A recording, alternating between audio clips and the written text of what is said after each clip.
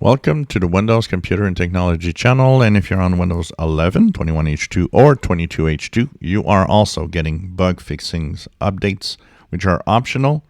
If, of course, you go to your settings and you go to Windows Update, you will have, of course, the optional updates. If you check for updates, you'll see optional updates that you can download and install. That are available. Of course, now we know that they are on the fourth week of every month, so it's a little more interesting to see that they're exactly on the same week all the time. What's in here, basically, a lot of the Windows 10 fixes are in here that were available.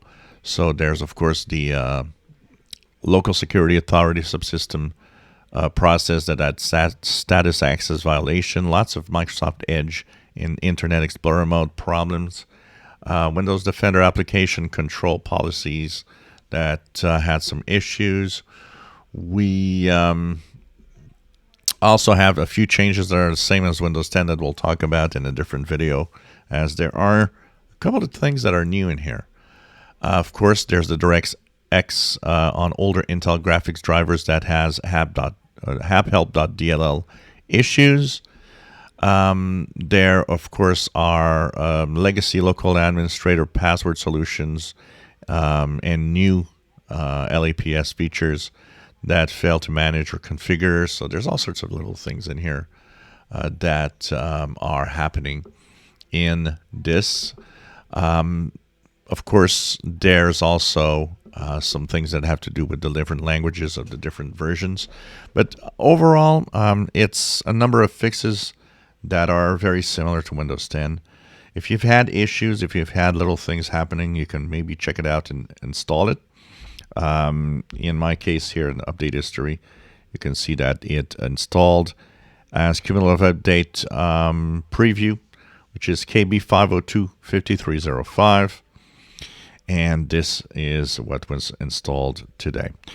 No security updates in here. And Windows 11 22H2, if you do WinVer, you will now be at version 22.621.1635, which is the latest build number that you get when you actually install this, 22.621.1635.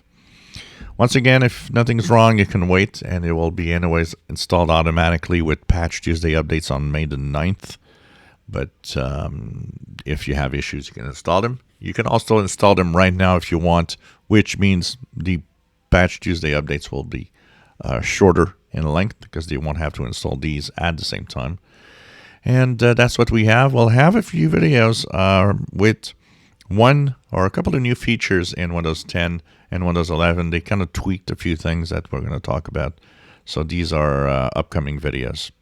If you enjoy my videos, please subscribe, give us a thumbs up. Thank you for watching.